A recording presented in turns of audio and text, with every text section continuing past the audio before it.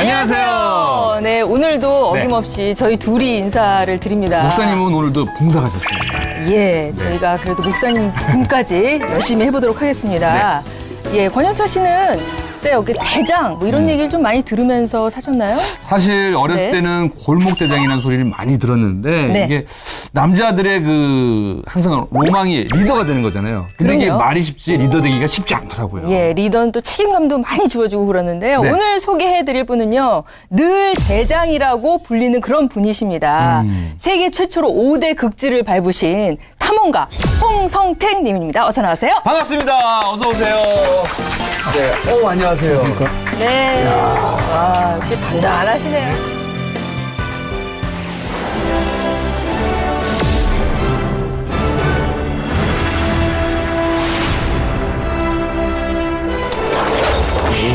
하는 소리가 엄청나게 크게 납니다.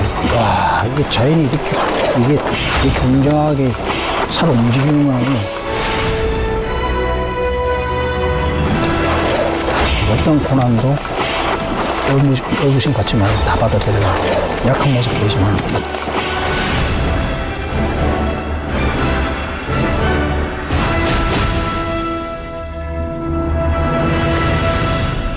또 따라다 보면 대원들이 제 시야에서 사라진 게 없는 거예요. 동상이라는 게 뭐 서서 오는 게 아니고 순식간에 오거든요. 바로 오겠네요. 예. 저는 이제 기도를 했죠. 기도를 하고 그 순간 지금까지는 제가 어떠한 고난 다 이게 제가 당할 테니까 고통도 다 감수할 테니까 대원만 좀 살게 해달라고. 극지의 사나이 홍성택 대장의 이야기가 지금부터 시작된다. 네, 안녕하세요. 반갑습니다. 네, 반갑습니다. 야, 사실은 대장님이라고 해서 굉장히 이렇게 우락부락하고 몸도 이만할 줄 알았는데 몸이 굉장히 단단하시면서 동안이세요. 야, 감사합니다. 네. 예. 뭐 아까도 말씀드렸지만은 남자들은 이렇게 대장이라고 부르는 게 로망이라고 그러는데 쭉 이렇게 나이게 들어가면서 계속 대장이라고 불리니까 좋으시겠어요. 네. 대장이라는 건 별 의미는 없는 거고요. 그냥 원정대의 이제 대장, 리더. 그런 의미에서 그냥 대장이라는데 저로서는 그 대장이라는 건 계속해서 무한정하게 이렇게 책임을 따르고 하다 보니까 사실은 저로서는 계속 부담인 거죠. 네. 근데 정말 극지 탐험에 있어서는 그 대장, 리더 역할이 크잖아요. 그러면 그렇죠. 주로 어떤 역할, 모든 거를 다 결정하고. 예, 대장 역할로서는 일단은 그 원정 처음부터 마지막 끝날 때까지 마지막 대원들이 공항에 도착할 때까지 결정이라든지 한순간 한순간에 어디로 어떻게 해야 되는 건지 모든 의사결정을 내리는 게 대장의 역할이죠. 네. 아까 뭐 책임감도 아주 크다고 그랬는데 그러다 보면은 좀 뭔가 이렇게 경미한 사고라도 벌어지거나 그러면은 자책감도 아주 클 수도 있을 것 같아요. 그렇죠. 바로 그런 거죠.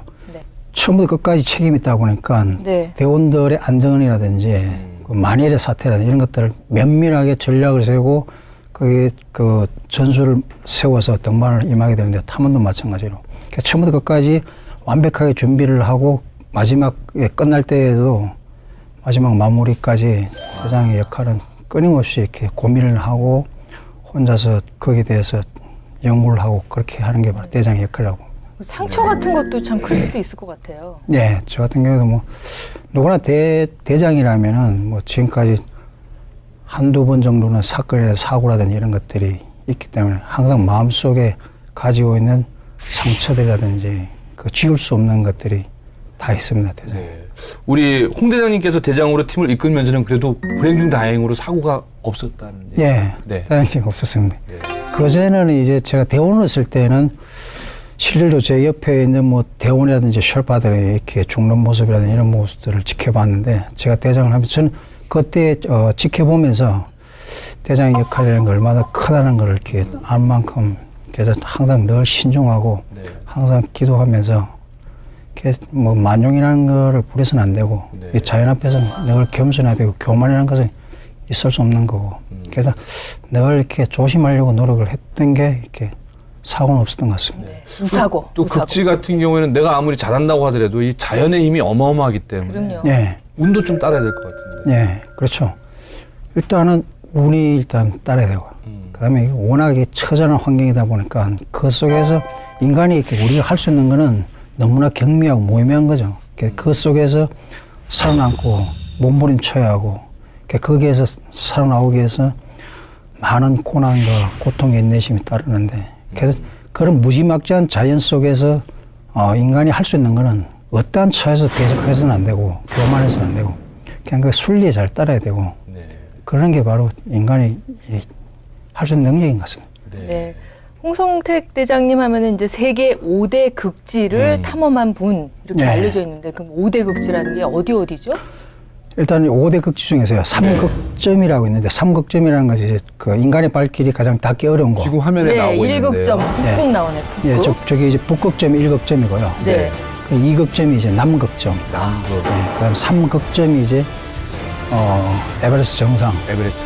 예, 에베레스트 네. 정상 3극점입니다. 이게 이제 인간의 발길을 닿기 가장 어려운 곳을 3극점이에요. 이게 바로 3극점이에요. 네. 거기에 이제 2극지가 있는데 2극지는 바로 그 두 번째 그린란드? 극지 글란드. 이게 4극지라고 하는데 네. 그다음에 이제 베링해가 되는 거죠. 베링이에요. 네. 오. 여기가 그 극지로서는 가장 인간이 견디기 어렵고 살기 어려운 견디기 힘든 곳이 바로 네. 이쪽 오곡지라고 그러죠. 정말 저는 뭐 다큐멘터리 채널에서만 예. 보기만 한 그런 곳을 네. 다 그리고 다녀오셨어요. 지금 우리가 사진으로만 네. 봐더라도 오싹하다는 생각이 그러니까요. 드는데 네. 근데 더 자랑스러운 거는 네. 우리 5대 극지를 다 밟은 사람은 전 세계에 우리 홍 대장님 한 분밖에 없어요. 예, 하다 보니까 그렇게 된 것 같습니다. 네. 앞으로 또 그런 사람이 또 나올 수 있을까요? 앞으로는 힘들 것 같아요. 왜냐하면 이 북극도 그렇고 이번에 제가 마지막으로 했던 글란드도 그렇고 베링에도 그렇고 베링에. 지금 지구 온난화로 해서 엄청나게 빠른 속도로 흘러내리고 있거든요. 녹아내리고 있거든요. 네. 글란드 같은 경우는 이제 땅 위에 지금 3,000m의 그 얼음이 덮여 있는 거거든요. 빙하가. 그래서 제가 갔을 때 1,500에서 1,600m를 그 선상을 뚫고 지나가는데 거기에 20만 년 된 얼음들이 지금까지 안 녹고 있다가 제가 갔을 때는 이미 막 녹아서 그 위에 강이 흐르고 있고 호수가 생겨나고 있고 그게 엄청난 저희로서는 충격이었죠. 그래서 그걸 보는 순간 이거는 하나님이 아니 누군가 하나님께서 저를 통해서 이게 인류에게 보내는 모원의 경고의 메시지다. 메시지도 되고. 예, 그렇게 생각하고 그 글란드뿐만 아니라 베링에도 마찬가지예요. 네네. 예전에는 그 베링이가 몽골리안 루트를 해가지고 한 500년 전에는 이게 거의 다 얼어가지고 걸어서 건널 수 있었는데 지금은 지구 온난화 때문에 걷기는 걸어서 건너기 힘든 것인데 네. 유일하게 탐험을 통해서만 걸을 수 있는, 점 넘어갈 수 있는 곳인데 그것도 전국 세계적으로 유명한 탐험가들은 한 번쯤은 다 동경이 되고 가고 싶어 하는 곳이 베링이거든요. 네네네. 이 베링에는 북극의 하이라이트이고 축소판이거든요. 그래서 여기 모든 사를 걸고서 많은 세계 탐험가들이 도전했지만 지금까지 총 28번 정도 했는데 다 실패를 했죠. 네.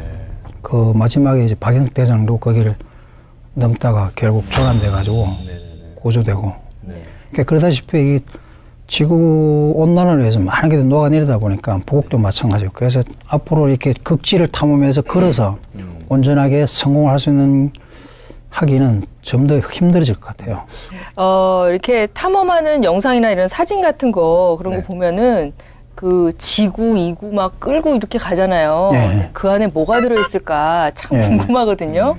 뭐 먹을 게 들어있나요? 예, 일단은 뭐 식량, 네. 그다음 장비, 네. 그다음에 이제 뭐 옷가지들. 네. 장비와 식량이 가장 무거운 거죠. 그 1인당 제가 남극 때 끌었던 썰매 무게가 네. 네. 180kg, 160kg 정도 이렇게 됐습니다. 160kg의 썰매를 뒤에 이제 그 싣고서 그거를 네. 직접 끌고서 남극점까지. 인간 끌어서. 썰매예요? 예, 제가 네. 썰매라 해가지고 와. 뒤에 이제 싣고서 제가 네. 그걸 끌고 가는 건데 네. 그때 제가 걸었던 거리가 부산에서 출발해가지고 네. 러시아. 아우 말도 안 돼. 네, 러시아 바이칼로스까지 걸었던 거리. 네. 아니 뭐 여기 동네에서 걷는 것도 아니고 갑자기 부산에서 러시아니까 이게 상상이 안 되는데요. 예, 그 정도 걸었던 거예요. 그것도 자기가 다 짊어지고요. 예. 근데 저는 궁금한 게 그 생리작용 같은 건 어떻게 해결되는지 참 궁금하거든요. 이제 그게 이제 극지하고 에베레스트 그 히말라야가 좀 틀린데요. 네. 히말라야 같은 경우는 저희들이 이제 뭐 소변, 대변 같은 경우는 저희들이 다 보고 난 다음에 나중에 출소할 때 그걸 다 가지고 나옵니다. 네. 다 들고 다시 나오고. 볼일을 보고 일어나면은 네. 이게 발로 차면 이렇게 돌처럼 땅땅히 얼어 있습니다.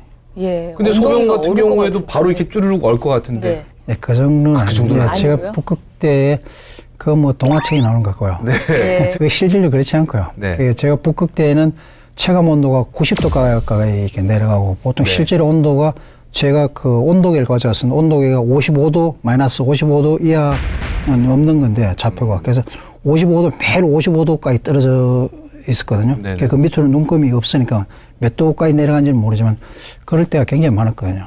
그럴 때마다 뭐 그렇게 근데 지금 모든 것들은 다 얼려버리죠. 그러니까 그런 것도 네. 버리고 오는 게 아니라 한겨울에서 다시 다 갖고 와요. 네, 가져와야죠. 아무튼 와. 그렇게 떨어지면서 어는 거는 그냥 네. 동화에 나오는 얘기다. 네, 그렇군요. 네. 오늘 아주 무궁무진한 얘기가 있을 것 같아요. 네. 자, 첫 번째 연관 검색어부터 말씀해 보도록 하겠습니다. 탐험가 홍성택이 첫 번째 연관 검색어입니다. 네. 예, 탐험가라 그러는데 탐험가는 산악인하고는 좀 다른 거죠. 그렇죠. 네. 탐험가와 이제 산악인은 이제 그 이동 자체가 틀린데요. 네. 탐험가는 이제 수평을 이동하는 거고, 네네네. 그다음에 등반가는 수직을 가는 건데, 저 같은 경우에 두 장르를 다 이렇게 그 오가면서 했었는데, 저는 처음에는 이제 등반을 히말라야 등반부터 했고, 네. 네. 아래에서 위로 올라가신 거고. 예, 그다음에 나중에 이제 수평 이동을 하는 건데, 그 등반과 예. 탐험은 탐험 같은 경우에 이제 예. 극지에서 수평 이동을 하는 거고, 예. 그다음 습도가 높고 추위와 싸움이고, 네. 그다음에 히말라야 같은 경우에는 수직 등반을 하면서 한순간에 그 고통과의 싸움, 위험과의 싸움, 예. 그렇게 크게 이렇게 나눠볼 수가 있습니다. 그리고 또 어찌 보면은 그 쓰는 근육도 다르다고 하는데 우리 홍 대장님 같은 경우에는 그럼 아래에서 위로 또 옆에서 옆으로 다 가능하신 거네요. 예, 등반은 한 3,000m의 단거리 달리기란다면은 네. 이 마라톤 같은 경우에는 42.195m 마라톤을 풀코스로 완주하는 거라고 보시면 될 것 같습니다. 네, 그게 탐험이라고요. 예, 그게 탐험이죠. 근데 그렇군요. 아까도 잠깐 말씀을 예. 해주셨는데 2012년 베링 해협을 도보로 건넌 것도 아까 대장님이 예, 세계 최초 아까 계속 다른 분들이 실패했고요. 예, 네. 다 실패했습니다. 조금 더 설명 좀 해주시죠. 예, 그 해협이라면 진짜 바다잖아요. 예. 바다를 건넌 거잖아요. 예, 그래서 이게 베링해가 아시아판과 아메리칸판에 가장 근접해 있는 곳이 네. 네. 그 몽골리안 루트를 따라서 예, 이제 옛날 결국 몽골리안들이 이렇게 이동을 했다 그러잖아요. 예, 진짜 얼었는데. 예, 그 핵심의 곳이 바로 이 베링해인데 거기를 예전에 이제 그 선조들이 걸어서 이렇게 건너서 결국 남미까지 가는 네, 예. 그 이동 루트가 되는데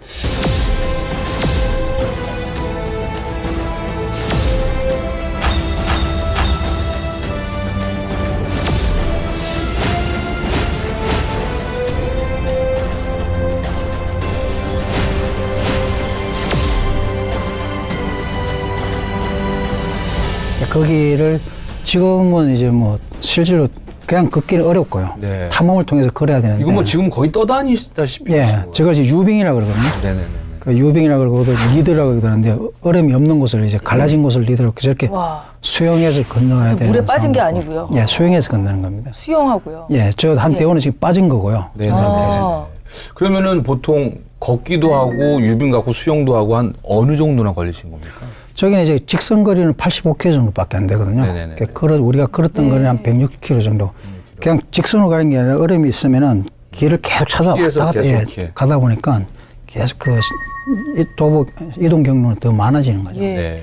그 그치? 유빙이라 그러면 진짜 그야말로 그 얼음이 움직인다는 건데. 예. 그럼 유빙을 타고 가는 건가요? 타서 가는 건가요? 어떻게 가는 그 거예요? 유빙은 계속 움직이거든요. 네. 그 이제 이 떠다니는 위에 떠다니는 거네. 예, 네. 올라 있으면 이게 그냥 움직이는 게 아니고 막 돌거든요. 돌 때도 있거든요. 그럼 방향 나침반을 보고서 이 방향으로 가야 된다고 생각하고 이 방향으로 가면 이 돌기 때문에 네. 돌기 때문에 저는 이쪽 가 있는 거죠. 그럼 제가 이쪽 가는 줄 알고 가다 보면 다른 방향으로 가는 반대로 거예요. 가는 예. 그래서 항상 긴장을 해야 되죠. 항상 이 방향을 봐야 되고 그다음에 비호적인 것들이 이제 북극곰들, 예, 폴라베어가 아주 굉장히 위협적이고요. 그렇죠. 예, 그다음에 아까 말씀드린 블리자드. 블리자드 예. 같은 경우에는 블리자드는 뭐 극지에서는 다 나타나는 건데 네. 바로 앞에 한 1m나 2m 앞에서도 전혀 안 보이거든요. 앞에서는. 시계가 그밖에 안 돼요. 예, 시야가. 그래서 시야가 예. 그것밖에 안 됩니다. 그래서 블리자드라면 우리 이른 아침에 이제 안개가 끼었을 때 네. 그런 현상이 이제 이 극지에서 끼면 전혀 안 보이니까. 예, 앞에 얼음이 어떻게 형성이 되는지 전혀 안 보입니다. 그러니까 그런 상황에서 이 스틱을 잡고서 가면서 이게 올라가면은 이게 올라가는구나. 내려가면 내려가는구나. 그 정도밖에 기억이 안 되는 거죠. 그러니까 거기에서 이제 방향을 잡고서 제가 가야 될 방향을 정확하게 잡고서 잡아내는 게 그게 가장 어렵고. 그러니까 세계의 많은 탐험가들이 도전했다 실패한 이유가 있는데요. 그러면 아까 그 100km 넘는 거리를 한 며칠 만에 성공하신 겁니까? 제가 7일 만에. 7일. 네, 7일 만에 성공을 하죠. 그때 저도 이제 처음에 출발할 때 베링해 같은 경우에는 워낙 이게 막 위험하고 네. 지금까지 제가 탐험한 것 중에 가장 위험한 곳이 이 베링이고 가장 힘들었던 곳은 이게 그 북극이고 네. 그다음 사고가 많았던 곳은 에베레스트인데 베링해 같은 경우에 저는 이게 처음에 출발할 때부터 저는 항상 떠날 때 그 염려하는 것이 네 가지 정도 되는데 하나는 성공할 수 있다는 것과 그다음에 실패할 수 있다는 것, 그다음에 돌아가지 못할 수 있다는 거. 네. 그다음에 또 일부의 몸에 그 상처를 네, 부상. 예, 부상을 네. 받을 수 있다는 거. 그건데 네. 가족은 없군요. 예? 네. 아니 어떻게든지 살아 돌아오셔야 되니까. 예. 근데 그걸 염려를 하면서 계속해서 스스로가 이제 막 반문을 하게 되고 거기에 대해서 염려를 했었는데 여러의 가정들이 있었어요. 처음에 출발할 때부터 대원이 한 3시간 지나자마자 이렇게 막 탈진해가지고. 네, 몇 명이 같이 가셨는데? 4명이 대원. 4명 같이 예, 갔는데. 예, 한 명이 못 가겠다고 탈진한 상태고 한 명이 가서 네. 막 그 셀매를 끌고. 그럴 때 이제 그날 이제 운행을 막 마치고 더 이상 운행을 안 하고 텐트를 치고 누워 있는데 암담하더라고요. 얘가 가냥 되돌아갈 수도 없고.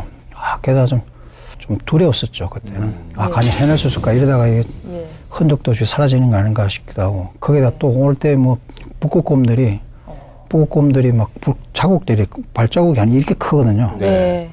굉장히 위협적인. 그리고 그 앞에 발자국, 발톱이 이렇게 위협적으로 나는데. 호랑이보다도 더 무섭다고 하더라고요. 예. 와우, 그대단합니다. 네. 그런 이 북극곰들이 막 수도씩 옆에 있고. 왜냐면은 북극곰한테는 사실은 사람이 아니라 먹잇감으로밖에 안 보일 거 아니에요. 예. 예. 살아있는 생물체는 다 자기 먹잇감을 생각해요. 네. 그래서 북극곰이 한번 이렇게 한번 보면은 타겟을 잡으면은 그냥 뭐 하루 1, 2시간 정도 있다가 도망가는 게 아니고 계속 올 때 예. 포기하지 않는군요. 예. 한 일주일 단위로 두고서 계속 그냥 안 보인다 싶으면은 그 다음날 지나면 저 멀리서 막 이렇게 해가지고 있다가 그럼 막 소리 지르고 이러면 또 이렇게 가다가 그 다음날 또 밤이나 또 나타나가지고 어슬렁거리고 우리가 가면서 밥을 먹는데 한 번에 막 소리가 꽝 하면 나는 거예요. 그래서 저는 대원들 보고 이게 얼음이 우리가 텐트를 치고 있으면은 그 얼음이 그 텐트 중간으로 이렇게 갈라질 수도 있거든요. 지직 소리. 네, 그러니까 얼음 위에 텐트를 치신 거죠? 예. 그 텐트가 이게 막 서로 밀리면서 아베에서 이게 막 찢어지거나 이렇게 막 갈라지고 그러거든요. 예. 그래서 이 얼음이 갈라지는 소리가 싶어가지고 야 빨리 밥 먹고 난 다음에 나가서 확인해봐라니까 애가 나갔다가 기겁하고 들어온 거예요. 보니까 온통 얼음 곰이 막 발자국을 남겨놓고 있는 거예요. 그리고 곰이 와서 보니까 제 썰매에 늘어가지고 곰이 굉장히 영리합니다. 이렇게 막 무식하게 뜨는 게 아니라 그 자크도 이렇게 넣습니다. 곰이 늘어가지고. 자크도 써요? 예, 자크도 이렇게 늘어가지고 뒤져가지고 먹을 수 있는 거는 어떻게든 알아가지고 먹고 고추장 담은 거 있잖아요. 그런 것도 그게 고추장을 담은 건지 뭘 담은 건지 모를 정도로 깨끗하게 먹죠. 예. 그렇게 해서 먹다가 뒤지다가 음식이 없으니까 제 썰매를 그냥 집어 던진 거예요. 집어 던졌는데 발로 찼는지 그래서 그게 한 10m 날아가 있는 거예요. 그래서 나가서 보니까 정말 곰이 이렇게 곰자국 있고 그게 제 썰매. 아까 그 쾅 하는 소리가 그게 제 그 곰이 와가지고 썰매를 집어 던진 그 소리네. 예, 북극곰을 쏘는 법이 있나요? 예, 원래 북극곰 같은 경우에는 이제 총을 가지고 가거든요. 총소리로 위협하는데 저희들은 총이 허가가 안 돼가지고 못 가져가죠. 그래서 저희들어서 이제 제가 그때 좀 이렇게 그 정보를 다 이게 습득을 못 해가지고 북극곰 나타나면은 호루라기를 이렇게 소리 민감한 호루라기를 불면 된다. 그 다음에 가까이 왔을 때는 곰 퇴치용 스프레이가 있거든요. 스프레이를 하면 된다라고 생각하고 했는데 저희들이 탐을 끝나고 그 미국으로 알래스카로 넘어갔을 때 거기 있는 폴라베어 사냥꾼 헌터가 와가지고 야 거기 그렇게 곰이 많은데 너희들은 어떻게 그걸 넘어왔느냐. 미친 짓이다. 총 없이. 너희들 어떻게 넘어왔느냐. 뭘 가져왔냐. 이렇게 총은 허가가 안 돼가지고 호가가고 스프레이 가져왔다. 호가를 왜 가져왔냐고 물어서 오면은 이제 다 같이 분다고. 그래서 저희들이 곰이 왔을 때 이게 막 부는 연습도 했거든요. 네 명이서 한꺼번에 소리를 크게 하기 위해서. 이 친구가 막 웃더라고. 호각은 이 베링에서는 폴라베어들은 호각을 불면 유인하는 거더라고요. 몸이 더 좋아해갖고. 예. 그래서 너희들 정말 운이 좋았다고. 그래서 그 소리를 듣는 순간 차 하는 생각이 들더라고요. 그런 상황도 있었고. 그리고 중간에 또 대원도 한번 잃을 뻔한. 예. 일이. 이 얼음들이 이제 난빙이라 그러는데 이런 집체 많은 얼음들이 막 계속 있거든요. 네. 거기를 이제 이 100km 된 썰매를 끌고 건너가는 거든 넘어가는 거거든요. 산 타듯이 가는 건가요? 예, 계속 가는 건데 그러면서 얼음들이 계속 떠내려가고 있고 그럼 대원들은 저만 바라보고 오는 거고 제가 앞에 리더에 나가면 저는 이제 어느 순간에 이제 빨리 움직여야 되는 거니까 이 북극의 극지에서는 기다리고 있으면 기다리고 있을 만큼 손해거든요. 가능하면 빨리 움직여야 되고. 빨리 시간 예, 싸움이니까요. 네. 그리고 대원들 뭐 기다려주고 이런 게 없으면 먼저 준비하고 아침 출발할 때 먼저 준비하면 먼저 나가는 거거든요. 나가면 뒤에 대원들 따라와줘야 되고 5일째 되는 날, 5일째 되는 날도 블리자드 속에서 12시간을 이제 막 지칠 때 지친 상태에서 이동해가지고 이제 그 텐트를 치는데 바람이 워낙 세가지고 텐트 치는 데만 뭐 2시간씩 걸리고 그러거든요. 네. 거기다가 또 텐트 치다가 바람이 너무 세가지고 이 폴대라 가지고 폴대가 부러지고 네. 그래가지고 이제 텐트를 치고 들어왔는데 밥을 먹는데 이제 다 지친 상태에서 밥을 먹는데 저는 이제 밥을 먹어 습관적으로 GPS 를 하긴 하거든요. 네네. 이게 계속 떠다니니까 이게 전 GPS를 보는 순간 막 제 눈을 의심했어요. 이게 얼음이 시간당 우리가 걷는 속도보다 빠르게 태평양을 흘러 내려가고 있는 거예요. 오, 그래요? 그래서 밥을 먹고 밥을 먹는 1시간에 거의 뭐 4km가 떠내려가는 거예요. 4km. 3시간 지나니까 뭐 10km가 벌써 떠내려가 있는 거예요. 그래서 순간 그때 이제 그 영석이 형 박영석 대장이 생각나는 박영석 대장이 저보다 이제 2년 먼저 이 베링해를 하다가 실패를 하고 고소됐거든요. 베링 해협 횡단에 나선 박영석 대장의 원정대가 출발 닷새 만에 결국 도전을 중단했습니다. 산악 그랜드 슬래머 박영석 대장이 이끄는 베링 해협 원정대가 시베리아를 출발한 지 5일째. 극지방의 눈폭풍 블리자드와 해협의 빠른 조류가 원정대의 발걸음을 막았습니다. 결국 원정대는 전지를 포기하고 오늘 아침 7시 반 미군 헬기에 구조돼 알래스카로 이동했습니다. 고민했죠. 이대로 여기 있으면은 결국 태평양으로 떠내려가서 흔적도 살을 수 있겠다는 생각이 들어서 이 상황은 제 능력 속에 있다는 생각 들고 그래서 혼자서 조용히 이 텐트 밖에 나가가지고 상황을 보면서 이제 무릎을 꿇고 기도를 했어요. 이렇게. 네. 그게 리더의 역할이죠. 예, 어떻게 일단 떠나겠다는 생각이 강하게 들더라고요. 그래서 들어와서 야 가자. 여기서 우리 이러다 결국 실패는 고사하고 돌아갈 수도 없겠다. 대원들을 뭐 다 하나가 기다렸더니 알겠습니다. 가겠습니다라고.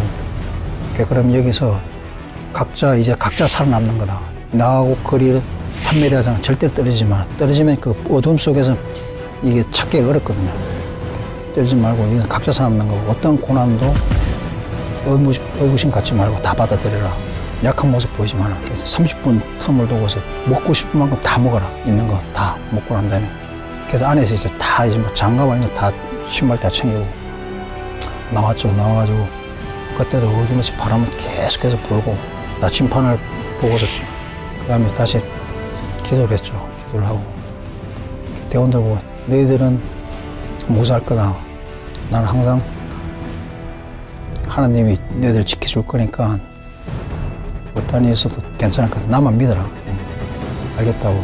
그래서 이제 그 어둠 속에서 출발하는 거죠. 다시 출발하는데 저는 이제 그때부터 한번 몰입이 되기 시작하면 저는 어떠한 것도 막 안 들리거든, 사회자님. 네. 그래서 계속 가는데 어느 순간 한 3시간, 4시간 지났을까 뒤에서 뭔가 막 소리 지르는 거예요. 이렇게 보니까 막내 대원이 제 뒤에 따라오다가 막 이게 지치니까 썰매가 난빙이 걸리고 그러면 못 따라오거든요. 그럼 제가 사이가 멀어지니까 얘가 막 대장님 그냥 그 소리가 이제 바람이 워낙 세니까 잘 안 들리는 거예요. 몰입을 할 때는 또. 얘는 또 저랑 떨어지면 막 죽는다는 생각을 하니까 아이가 막 그게 더 집착하게 되고 그럼 뒤에서는 막 정신 차리라고 빨리 따라가라고 그러다 보면 저도 언뜻 소리 듣고 돌아보면 느낌이 저 밑에서 막 기어오는 거죠. 막 기어서 올 때 기다려줘. 기다리면 또 가만히 있으면 추기 때문에 손하고 이런 게 다 얼어서 오거든요.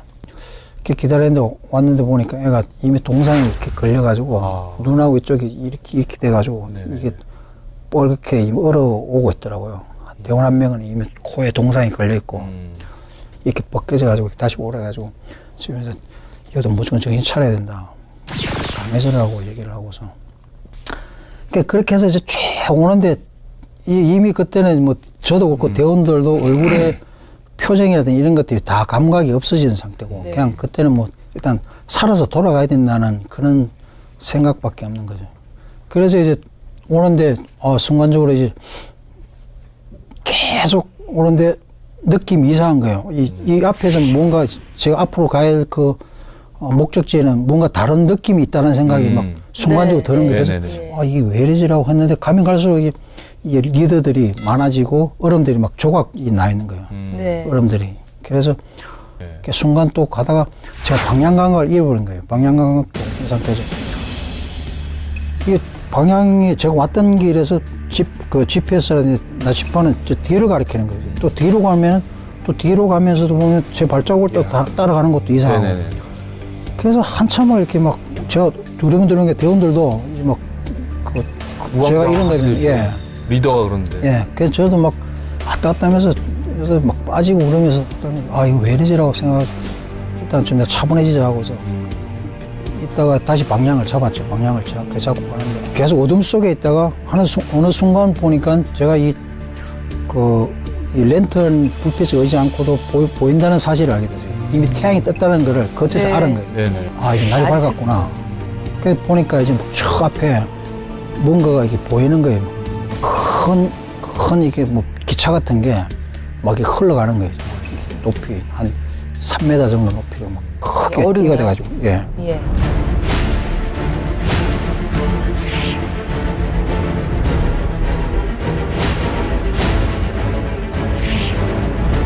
그걸 저태 가보니까 소리가 하는 소리가 엄청나게 크게 나는 거예요. 와, 이게 자연이 이게 웅장하게 살아 움직이는 걸. 그 북극의 얼음들이 베링의 사이를 이제 뚫고 태평양으로 빠져나가는 거예요. 빠져나가는데 이쪽이 알래스카의 고정된 얼음판이 있고 제가 이제 서 있는 이 얼음판에 이제 그 태평양을 빠져나가는 얼음 위에 서 있는 거예요. 그걸 뛰어 올라야 되는데 이게 속도가 워낙 빨라가지고 못 뛰어 오르는 거예요. 그래서 이게 결국 우리가 여기서 자전하고 말하는구나. 이거 어떡하지? 알래스카의 얼음판으로 뛰어 올라야 되는 거죠. 뛰어 올라야지 우리가 사는 건데. 마침 그 경계 사이에 얼음 떠내려가는 사이하고 여기 우리가 있는 사이에 한 3m 되는 얼음이 이 정도 많은 얼음들이 이렇게 그 가에 경계선에 딱 얹혀져 있는 거예요. 그 순간 저거다 싶어가지고 지금 그렇게 간 거죠. 가가지고 제가 올랐어요. 먼저 올라가 제 썰매를 끌어올리고 나는데 다들 올라오라 해가지고 근데 흘러가는 게 뛰어오르면은 뒤도 보지 말고 기어서 무조건 뒤에 올라라. 그럼 난 뒤에서 썰매를 밀어 올릴 테니까. 그렇게 알고 이제 다들 긴장해가지고 다 성공해야 된다고. 이제 재영이라고 있는데, 최재영 대원이라고 있는데, 재영이 봤지? 이렇게 가면 돼. 하고서 올라가는 게 얘도 순간적으로 뛰어오르더라고. 오르고 난 다음에 저는 밀어 올렸죠. 밀어 올리고 난 다음에 저도 이제 같이 밀어 올리고 난 다음에 저는 이제 제가 올라타고서 저도 이제 썰매를 하면서 올라가는데 얘가 좀 멈칫하는 거에서 야, 빨리 뛰어 올라와! 하고서 하는데 얘가 형 도와줘! 이런 소리가 들리는 게. 그래서 순간, 뭔가 잘못됐구나. 생각하고 제가 오르자마자 이 벨트를 푸른 상태에서 막 뛰어갔어요. 뛰어갔는데, 조용하고 뛰어갔는데, 바로 한 5m 밖에 안 되는데 뛰어갔는데 이미 얘는 내 시야에서 사라진 거예요. 얼음이 깨지면서 폭발을 하면서 위에 융기되면서 제가 몸이 펑 튕겨져 나갔어요. 튕겨져 나가지고 처박혀가지고 다시 재현을 부르는 거죠. 이렇게 떠내려가면서 위쪽으로 막 올라가 본 거죠. 그런데 어디 곳에서 없는 거에서 순간 당했구나. 그러면서 이게 막 머리가 이게 텅 비는 거 있잖아요. 막 공황 상태 그런 상태고 그래서 소리쳐 불렀죠. 그래서 저는 이제 기도를 했죠. 기도를 하고 그 순간 지금까지 내가 이거 다 안 해도 좋으니까 내 대원만은 좀 살게만 이렇게만 좀 부탁한다고. 지금까지는 저 어떠한 고난 다 이게 저 당할 테니까 고통도 다 감수할 테니까 대원만 좀 살게 해달라고. 이렇게 또 대원 한 명을 잃는구나 그 생각이 막 가슴도 놓아보고 슬픈 거예요. 억울하기도 하고. 그런데 막 찾아 헤매는데 형 뭔가 들린다는 거예요. 그 막내 대원이. 조용히 하니까 막 저쪽에서 뭔가 소리가 들리는 거예요. 다행이네요. 걔 막 뛰어가니까 애가 급에 두려움에 이렇게 얼굴이 그죠? 예, 가득 찬 채 장갑은 잃어버리고 그 썰매하고 로퍼가 연결되어 있는데 로퍼도 끊어져 있고 막 그런 상태에서 애가 서 있는 거예요. 그래서 저는 이제 두 말도 안 하고 다른 말도 안 하고 정말 고맙다 제가 살아있어서 고맙다 그 말만 계속 한 거예요. 얘는 좀 두려워. 죽음의 문턱에 바로 예. 다가든 그러니까 일단은 안전한 곳으로 가자 해가지고 다시 끌고서 안전한 곳에 갔죠. 가가지고 이제 그때만 해도 우리가 얼마 동안 걸어왔고 어느 정도의 그 체력 소모가 있었는지도 모르는 상태에서 왔는데 보니까 우리가 거의 뭐 7, 9시간 정도는 물 한 모금 안 먹고 계속 이동했던 거예요. 쉬지도 않고. 거네요. 예, 네. 쉬지도 않고. 그러니까 이미 대원들한테 얼굴이 다 일그러져 있고 동상하고 다 있는 상태고 애들도 뭐 다 지쳐 있는 상태고 그래서 보는 게 몰골이 말이 안 하는 게 대원들이. 저도 체력이 이미 다 소진되는 거예요. 네, 다리 힘이 풀렸군요. 예, 다 막 세가지고 도저히 안 되겠다. 일단 여기서 텐트를 치자. 그러니까 여기가 어딘지는 모르는 거예요. 왜냐면 이게 그 블리자드가 있고 화이트아웃까지 와가지고 시야가 전혀 안 보이는 상태거든요. 그래서 그래서 일단 여기서 텐트를 치자 하고 이제 텐트를 치고서 그냥 밥에 먹을 텐트를 치자마자 밥을 해 먹어야 되는데 대원들이 다들 너무 지쳐가지고 밥에 뻔을 불을 켜가지고 밥에 먹을 그래 힘조차 안 나오고 예. 네. 그냥 있다가 한 1시간 정도 누워 있다가 일어나서 겨우 밥 먹고 잠에 들었죠. 잠 자고 새벽에 일어나가지고 변을 보러 나왔는데 이게 갑자기 앞에 마을이 한 2, 3km에 마을이 다 왔어. 예, 다 다 있는 왔어. 거예요. 그게 막 아주 평화롭게 하얀 지붕에 연기가 막 모르게 아니 흘러가요. 지옥에서 천국 본 느낌이에요. 예. 그게 막 순간적으로 이렇게 앞에 떡 나타나니까요.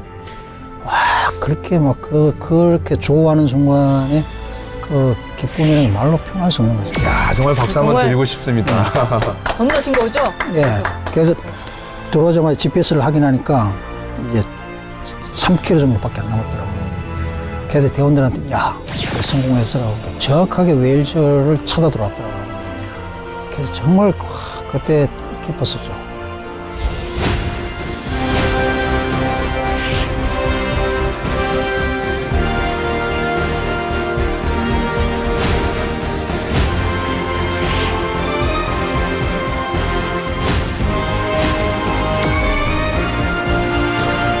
저희는 이렇게 스튜디오에서 웃으면서 듣지만 얘기만 들어도 막 웃기가 호흡이, 죄송한데 사실 웃음이 숨이 나와요. 막 멎을 것 네. 같은데 그 글란드 때도 답이 안 나온 거예요. 이거 어떻게 해야 될지도 모르겠고 그래서 잠도 안 오고 예. 그 대원 3명이서 그 일주일 동안 라면 하나로 버티면서 이제 오거든요. 와, 그럼 이제 막 몸은 그 당시에 16kg나 빠지는 상태고 네. 뭐 앞이 안 보이는 거예요. 네. 그런 상황에서 혼자서 이제 조용히 나가서 그 바람 보는데 이렇게 무릎 꿇고 그 빙하 위에 수십만 년 빙하 위에 무릎 꿇고 이제 막 머리 이렇게 밑으로 쳐박고서 혼자서 이렇게 기도를 하는 거죠. 그 혼자 나갈 때는 간절한 대원들이 기도죠, 간절한 기도. 대원들이 잠잘 때 혹시나 뭐 내가 약한 모습 보일까봐 싶어서 그렇고 조용히 나와가지고 이렇게 하면은 너무 좀 유치하면서도요. 제가 굉장히 이기적이고 이렇게 힘들 때만 내가 하나님께 이렇게 의지하면서 정말 제대로 살고 싶고 돌아가고 싶다고 제게 이제 길을 열어달라고 기도하는. 궁금한 거 이제 두 번째 우리 검색어가 산악인 홍성택이거든요. 예.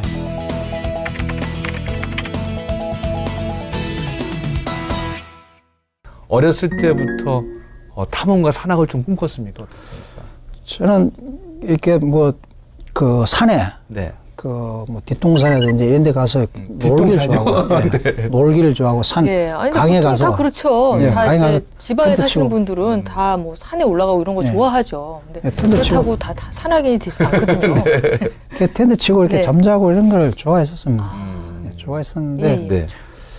그 어느 날 중학교 때 저희 그 금호산이라는 곳이 있는데 구미에 거기를 가면서 와 산이 그렇게 아름답더라고요.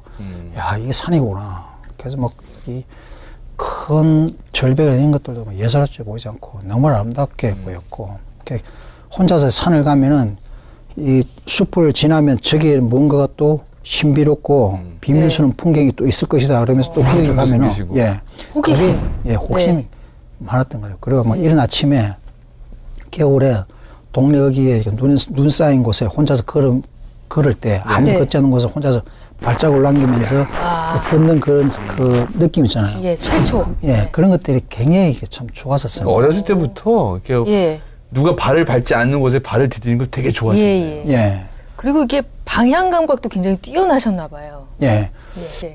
저 같은 경우는 그 대원들이 뭐 글란드 탐험도 그렇고 북극 탐험도 그렇고 제가 거의 7, 80%는 앞에서 제가 다 개척해서 나가는데 대원들이 다들 대장님은 정말 감각이라든지 방향 찾아가는 거는 그 정말 대단하시다고 그러는데 저 역시도 그렇게 생각합니다. 근데 저 같은 경우는 사실상 이게 지하철 타잖아요.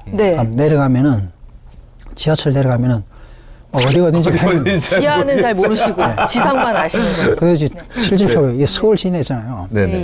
서울 시내에 차를 드라이브 오잖아요. 그럼 한 번도 제대로 찾아온 간 적이 한 번도 없습니다. 너무 어려워요. 이렇게 길이 이렇게 있고 저렇게 있고. 그러니까 다 아는 길은 별로 관심이 없으시고 길이 안 난 곳에만 관심이 있으시군요. GPS가 없으면요. 저는 운전 못합니다. 근데 우리 또 대장님이 멋지신 게 이 가슴에 복근이 또 이렇게 있다라고 하는 게 예전에 유도 선수셨죠. 네. 지금 이게 이 사진은 내가 이게 대장님이 이거 대장님 몸인가요? 와. 이건 글란드 베이스 캠프에서요. 베이스 캠프에서 일기 쓰면서 누군가 대원이 찍은 것 같은데요. 뭐 탐험가들은 원래 다 이렇게 다 몸이 좋나요? 몸짱인가요? 갑자기 좋아하시네. 일단은 이제 뇌 쪽으로 이렇게 체력이 일단 뭐 그 심장이라든지 폐활량이라든지 이런 것들이 불필요한 이제 지방은 가능하면 북극이라 극지에서는 지방이 살 많아야 됩니다. 워낙 춥기 때문에 북극곰처럼 살을 많이 좀 찌어야 되고 그 대신에 이제 이 히말라야 같은 경우에는 그 불필요한 지방들은 다 빼줘야 돼요. 그럼 그때에 따라서 막 이렇게 관리를 또 해서 몸을 만드나요? 이제 저 같은 경우에 이제 히말라야를 가기 때문에 지방은 좀 가기 전에 북극 같은 경우는 많이 찌우는 거고 지금은 이제 많이 빼야 됩니다. 근데 궁금한 게 유도도 하시면 계속 했었으면 잘했을 것 같은데 뭐. 그냥 뭐 이제 유도 같은 경우는 저도 88년 88 올림픽 꿈나무. 이런 것도 이제 그 대표로서 뭐 금메달 한번 따보고 싶고 뭐 그런 목표도 있었고. 그랬었는데 뭐 저한테 운명이 그게 아니었다고 생각이 들어서. 그게 또 아니었고요. 그래서 그 이후로 이제 산을 접하게 된 거고. 일기 쓰신다고 했잖아요. 아니 저기 구역에서 일기를 쓰실 시간도 있으신 거예요? 지금 제가 그 맨 처음에 남극 탐험할 때, 허영호 대장이 대장으로 있었고 제가 막내였거든요. 그때 대원들이 다 일기를 쓰고 있고 그래서 그 기록은 어떤 상황이라도 남겨야 된다. 그렇게 배웠고 저 같은 경우는 이제 막 그 형들 눈치 보면서 일기를 꼬박꼬박 썼었죠. 이틀에 한 번 굴렀을 때도 하루에 한 번 쓸 때 자면서 침낭 속에서 혼자서 이렇게 쓰는데 이게 일기를 보면은 연필로 쓴 거는 극지 탐험할 때 쓴 거고 그다음 볼펜으로 썼을 때는 이제 히말라야 등반할 때 쓴 거고 왜냐하면 북극이나 이런 극지에서는 이 볼펜이 얼어가지고 안 나오죠. 안 나옵니다. 그래서 항상 연필로 써야 되고 히말라야 같은 경우는 추위가 그렇게 춥지는 않으니까 다 볼펜으로 쓰는 거고 그게 그렇게 구분이 되는 거죠. 또 그게 모여서 간증거리도 되고 또 책도 내게 되겠네요. 얼마 전에 이 책이 또 오극지라는 아무도 밟지 않는 땅이라고. 여기 지금 홍 대장님이십니까? 이게 대장님이세요? 어우, 전 송강호 씨인 줄 알았어요. 저는 무슨 야인인 줄 알았는데. 남극일기. 이것도 전부 직접 다 쓰신 거. 제가 직접 다 썼습니다. 그러니까 아까 얘기하신 게 이 오극지 안에 다 내용이 나와 있겠네요. 다 나와 있습니다. 산악인으로서는 유일하게 그 원정을 모두 이렇게 허영호 씨, 또 엄원길 씨, 또 박영석 대장님하고 다 같이 이렇게 다니신 걸로도 또 유명하신데 글쎄요, 이렇게 오곡지를 다니신 거에 비하면 다른 분에 비하면은 조금 이렇게 앞에서 조명을 받기보다는 조금 이렇게 뒤에 이렇게 물러서 계신다는 그런 생각도 좀 들어요. 네, 좀 억울하다는 생각도 좀 드실 수도 있을 것 같아요. 아니, 왜 나만! 그럴 수도 있잖아요. 그건 아니고 저는 뭐 사실 제가 등반하는 거에 대해서 지금까지 제가 등반했던 일련의 기록에 대한 과정들, 그다음에 그 업적들에 대해서 누군가가 뭐 알아주길 바라고 누군가 평가해 주길 바라서 등반하고 탐험한 것은 절대로 아닙니다. 하지만 이제 뭐 이리 형들이 이제 뭐 북극점에 서고 남극점에 서고 정상에 섰을 때 저 역시도 많은 그 옆에 있었지만은 저는 뭐 아까 말씀드린 서포터를 들어받고 주목받기 위해서 등반한 것은 등반하고 탐험한 것은 아닙니다. 실상 제가 책에도 나왔지만은 제가 이렇게 등반에 탐험을 하다가 제가 제 스스로가 이렇게 헤쳐나가지 못하고 그냥 돌아오지 못했을 때 저를 아는 사람들이 이렇게 뭐 슬퍼하거나 애처로워하거나 그런 것들을 원치도 않고요. 우려주길 바라는 것도 않고 그랬었습니다. 근데 아까는 이제 우리 대장님이 대장 역할로서 맡을 때 사고가 없었다고 했잖아요. 근데 또 대원 시절이랑은 좀 이렇게 다른 사람들이 보면은 야, 이 홍 대장 많이 컸어라고 할 정도로 좀 많이 차이가 있을 것 같은데 어떠세요? 그 대원과 대장의 역할은 굉장히 큰 것 같아요. 일단 대원이 만약에 사고 났다 이러면은 갔다 와서도 거기에 대해서 그 책임을 져야 되고 그 대원들이 이제 뭐 편안하게 살 수 있도록 그런까지도 좀 다 그 능력이 돼야 되는데 그렇게 안 되는 게 좀 이렇게 안타까운 거고요. 저도 그렇게 되려고 이제 많이 노력을 하는 거고 앞으로 그렇게 돼야 된다고 생각을 합니다. 대원이 좋으세요? 대장이 좋으세요? 대원이 좋습니다. 대원은 좀 마음이 편할 것 같은데요? 그러시군요. 훨씬 마음이 편해요. 자, 원정대 시절의 대원 홍성택은 과연 어땠는지 참 더 궁금해지는데 오늘 그 이야기를 또 해줄 분이 같이 나와 계시거든요. 한 분을 모셨습니다. 그게 궁금하시죠? 네, 박수로 모시겠습니다. 네, 어서 오세요. 반갑습니다. 자, 누가 나오실까요? 안녕하세요. 반갑습니다. 반갑습니다. 우리 자리해 주시죠. 있었습니다. 반갑습니다. 반갑습니다. 우리 손등이 많이 컸다 그런 표정이. 변비를 걸렸어요. 보통 먹고 얼마나 마지막 구간은 왜 성택이 앞에 서냐? 체력이 좋으니까 쭉 도망가라 이거. 체력이 좋고 안 좋은 건 뭘까요? 가고 싶어하는 곳이 오르고 싶어하는 곳이 바로 천안백입니다. 저는 거기를 이제 2번을 실패를 했습니다. 제가 남극 탐험 때도 이렇게 느낀 건데 이런 경험들은 다시 해서는 안 된다라고 본인조차도 느끼잖아요. 느끼죠. 머리 한 누우면은 이제 또 어디를 가지? 집에 다시 왔더니 다시 산에 가고 싶거든요. 저랑 같이 있던 대원이 눈사태로 이렇게 휩쓸렸는데 다른 대원들이 피투성이 돼가지고 나오고 있고 머리가 뒤죽박죽인 상태로 된 거죠. 불빛을 보이면서 난 살았다고 하면서 내려가다가 제가 다시 추락을 한 거예요. 정말은 무사히 성공하고 잘 돌아올 겁니다. 터미네이터 같은 얘기였어요. 돌아온다고. 꼭 돌아오셔야죠. 외로움의 그늘 너의 어깨 짓누르고 그저 홀로 앉아 어둠의 노예로 열등감과 좌절 파도처럼 몰려오고 견디기 힘든 시험 앞이 보이지 않네. 외로움의 그늘 너의 어깨 짓누르고 그저 홀로 앉아 어둠의 노예로 열등감과 좌절 파도처럼 몰려오고 견디기 힘든 시험 앞이 보이지 않네.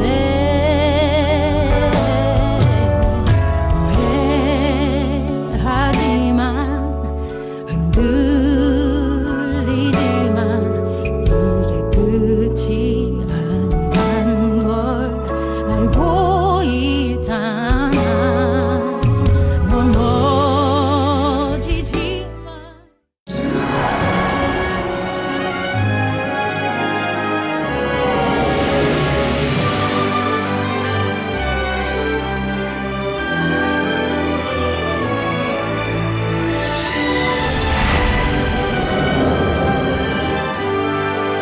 하면서 한순간에 그 고통과의 싸움이 위험과의 싸움 그렇게 크게 이렇게 나눠볼 수가 있습니다.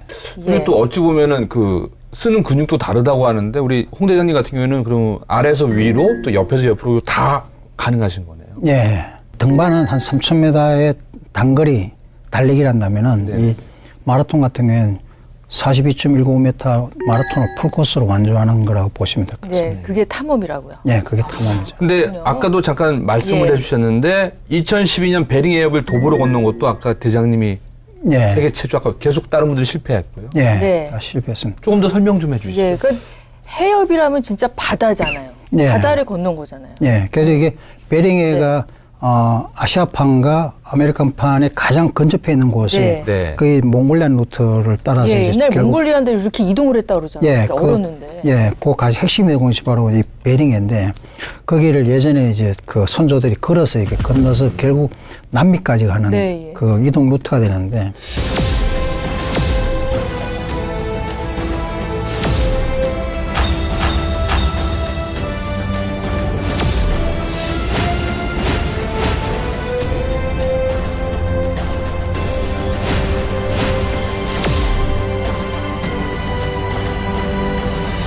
거기를 지금은 이제 뭐 실제로 그냥 걷기는 어렵고요.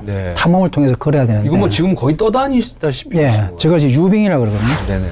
그 유빙이라 그러고도 리드라고 그러는데 얼음이 없는 곳을 이제 갈라진 곳을 리드로 저렇게 수영해서 건너야 되는. 물에 빠진 게 아니고요. 수영해서 건너는 겁니다. 수영하고요. 저 한 대원은 지금 빠진 거고요.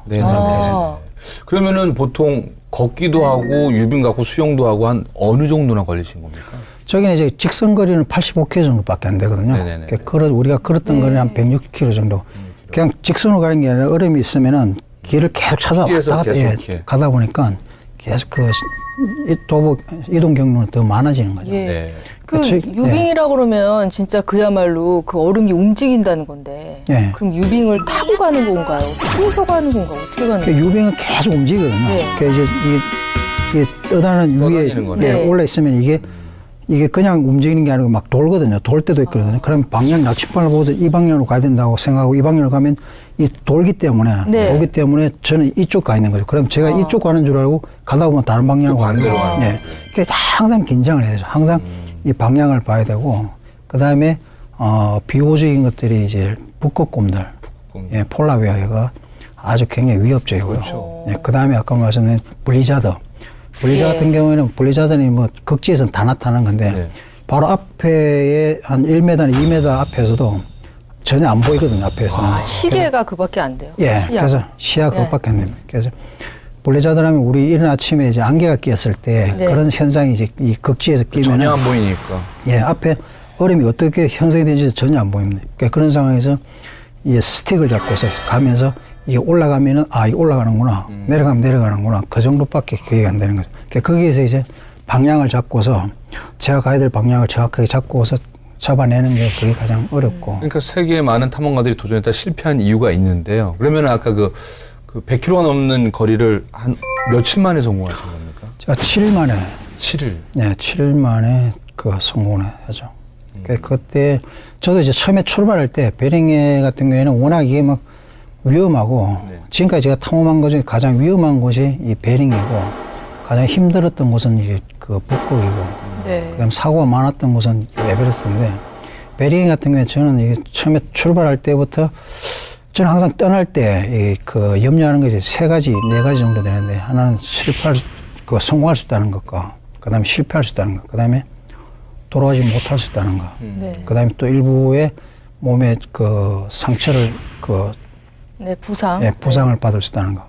그건데. 가족은 없군요. 아니, 어떻게든지 살아 돌아오셔야 되니까. 그걸 염려를 하면서 계속해서 스스로가 이제 막 반문하게 되고 거기에 대해서 염려를 했었는데 여러의 가정들이 있었어요. 처음에 출발할 때부터 대원이 한 3시간 지나자마자 이렇게 막 탈진해가지고. 몇 명이 같이 가셨는데? 4명이 대원. 4명 같이 갔는데. 한 명이 못 가겠다고 탈진한 상태고 한 명이 가서 막 그 셀매를 끌어오고 그럴 때 이제 그날 이제 운행을 막 마치고 더 이상 운행을 안 하고 텐트를 치고 누워 있는데 암담하더라고요.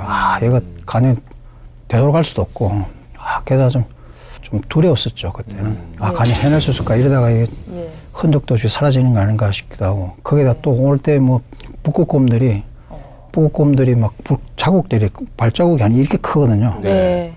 굉장히 위협적인. 그리고 그 앞에 발자국, 발톱이 이렇게 위협적으로 나는데. 호랑이보다도 더 무섭다고 하죠. 예. 와우, 대단합니다.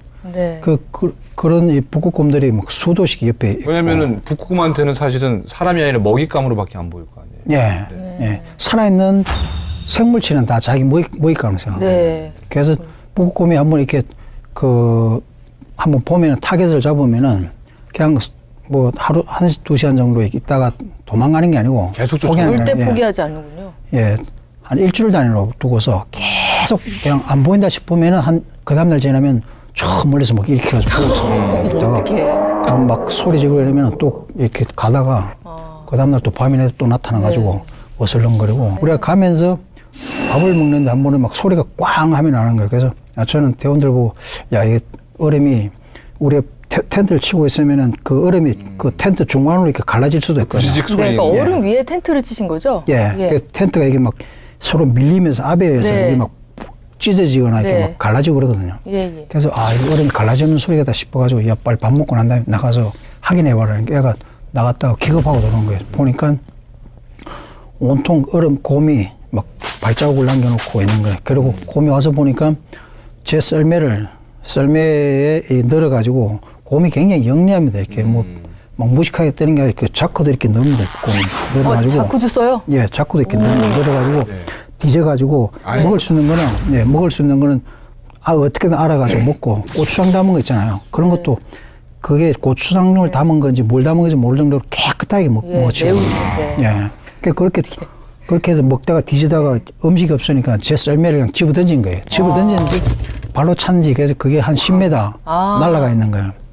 그래서 나가서 보니까 정말 곰이 이렇게 곰자국 있고 그게 제 썰매. 아까 그 쾅 하는 소리가 그게 제 그 곰이 와가지고 썰매를 집어 던진 그 소리네. 예, 북극곰을 쏘는 법이 있나요?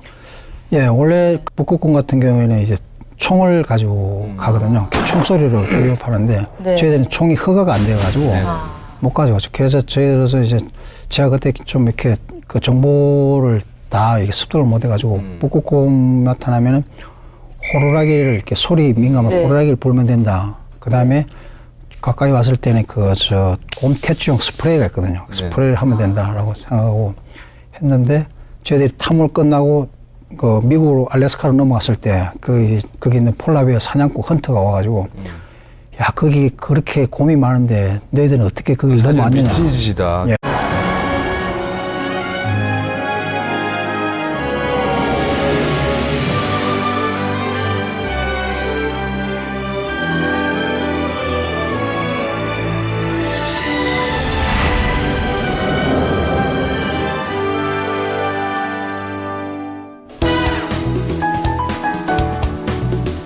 안녕하세요. 네, 오늘도 어김없이 저희 둘이 인사를 드립니다. 목사님은 오늘도 봉사 가셨습니다. 예, 저희가 그래도 목사님 분까지 열심히 해보도록 하겠습니다. 예, 권영철 씨는 여기 대장 뭐 이런 얘기를 좀 많이 들으면서 사셨나요? 사실 어렸을 때는 골목대장이라는 소리를 많이 들었는데 이게 남자들의 항상 로망이 리더가 되는 거잖아요. 근데 이게 말이 쉽지 리더 되기가 쉽지 않더라고요. 예, 리더는 또 책임감도 많이 주어지고 그러는데요. 오늘 소개해드릴 분은요, 늘 대장이라고 불리는 그런 분이십니다. 세계 최초로 5대 극지를 밟으신 탐험가 홍성택 님입니다. 어서 나오세요. 반갑습니다. 어서 오세요. 네, 안녕하세요. 네. 역시 단단하시네요.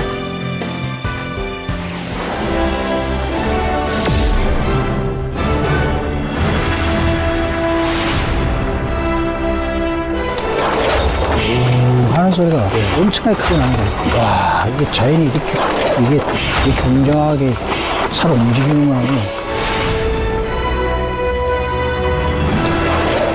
어떤 고난도 얼굴심 갖지 말고 다 받아들여라. 약한 모습 보이지 말고.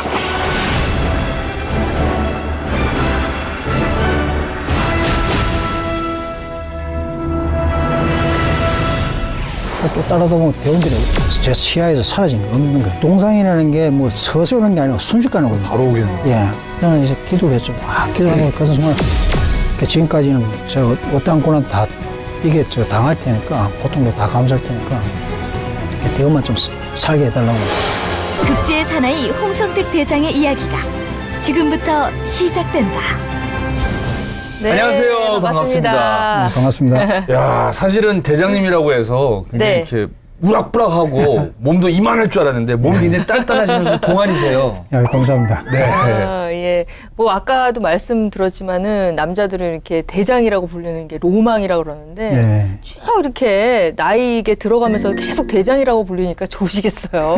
네. 대장이라는 건 별 의미는 없는 거고요. 그냥 원정대의 네. 이제 대장, 리더.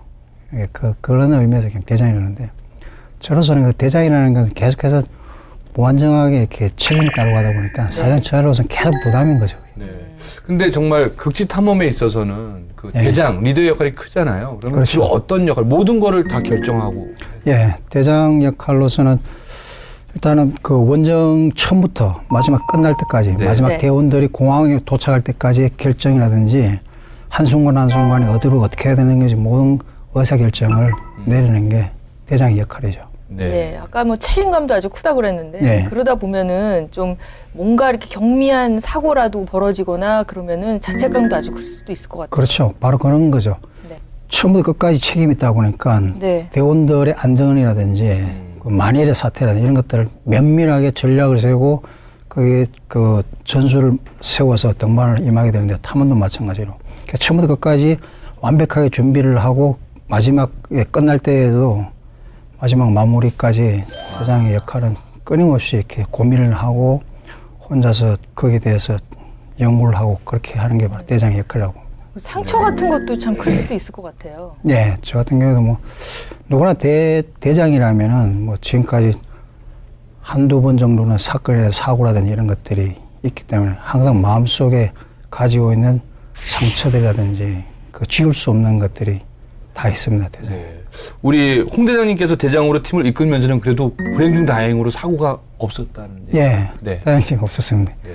그전에는 이제 제가 대원을 했을 때는 실제로 제 옆에 있는 뭐 대원이라든지 셜파들의 이렇게 죽는 모습이라든지 이런 모습들을 지켜봤는데 제가 대장을 하면서 저는 그때 지켜보면서 대장의 역할이라는 게 얼마나 크다는 걸 이렇게 알 만큼 그래서 항상 늘 신중하고 네. 항상 기도하면서 이렇게 뭐 만용이라는 거를 부려서는 안 되고 네. 이 자연 앞에서 늘 겸손해야 되고 교만이라는 것은 있을 수 없는 거고 그래서 늘 이렇게 조심하려고 노력을 했던 게 이렇게 사고는 없었던 것 같습니다. 네. 무사고. 또 무사고. 극지 같은 경우에는 내가 아무리 잘한다고 하더라도 이 자연의 힘이 어마어마하기 때문에 그럼요. 예, 운도 좀 따라야 될 것 같은데. 예, 그렇죠. 일단은 운이 일단 따라야 되고 그다음에 이게 워낙에 처절한 환경이다 보니까 그 속에서 인간이 이렇게 우리가 할 수 있는 거는 너무나 경미하고 무의미한 거죠. 그 속에서 살아남고 몸부림쳐야 하고 거기에서 살아나오기 위해서 많은 고난과 고통의 인내심이 따르는데 그래서 그런 무지막지한 자연 속에서 인간이 할 수 있는 거는 어떠한 처에서 대적해서는 안 되고 교만해서는 안 되고 그냥 그 순리에 잘 따라야 되고 네. 그런 게 바로 인간이 할 수 있는 능력인 것 같습니다. 네. 홍성택 대장님 하면은 이제 세계 5대 극지를 탐험한 분 이렇게 네. 알려져 있는데 그럼 5대 극지라는 게 어디죠?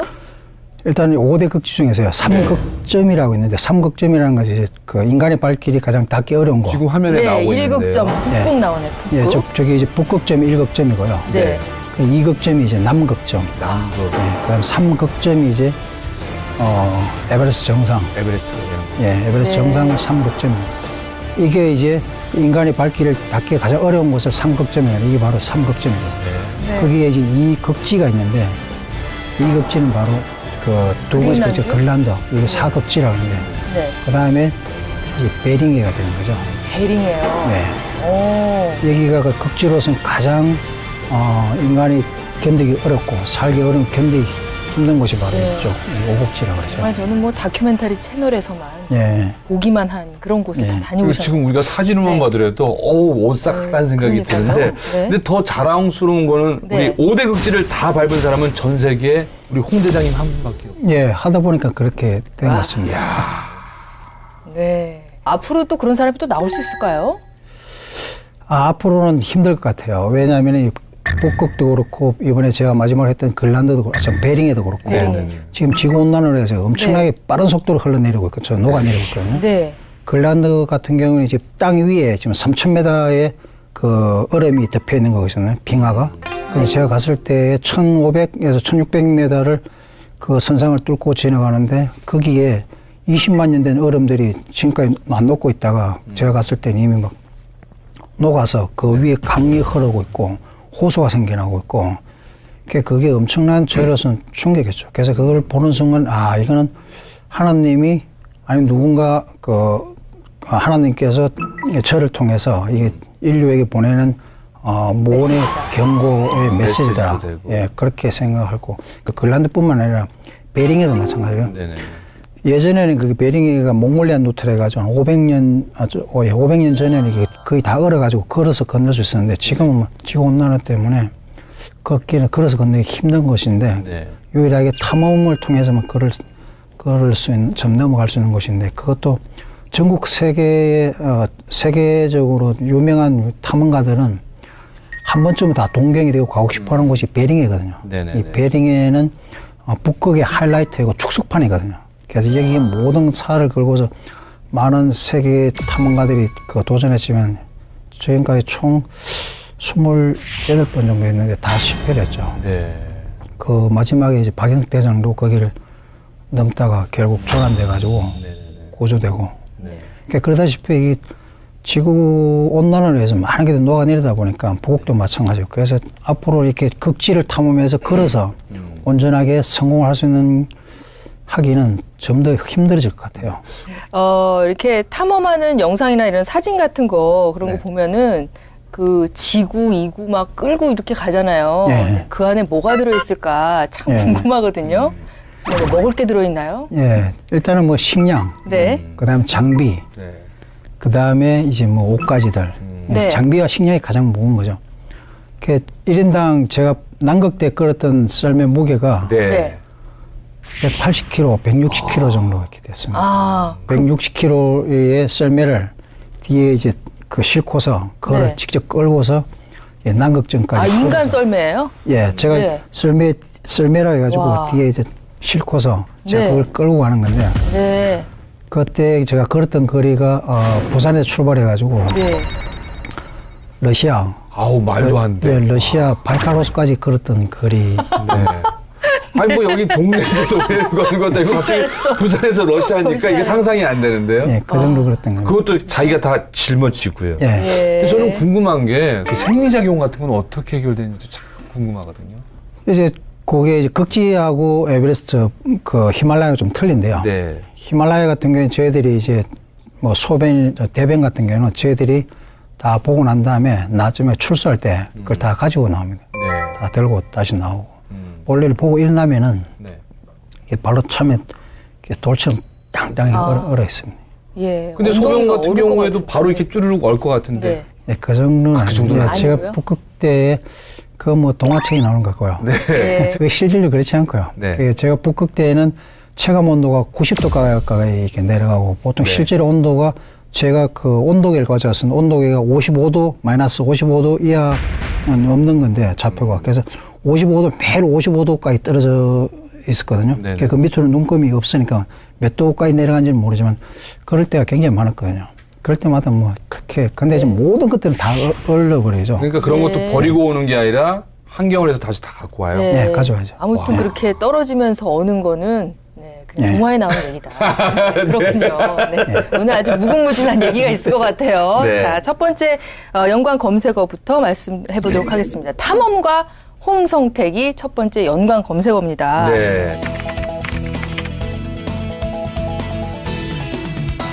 탐험가라 그러는데 탐험가는 산악인하고는 좀 다른 거죠? 그렇죠. 탐험가와 이제 산악인은 이제 그 이동 자체가 틀린데요.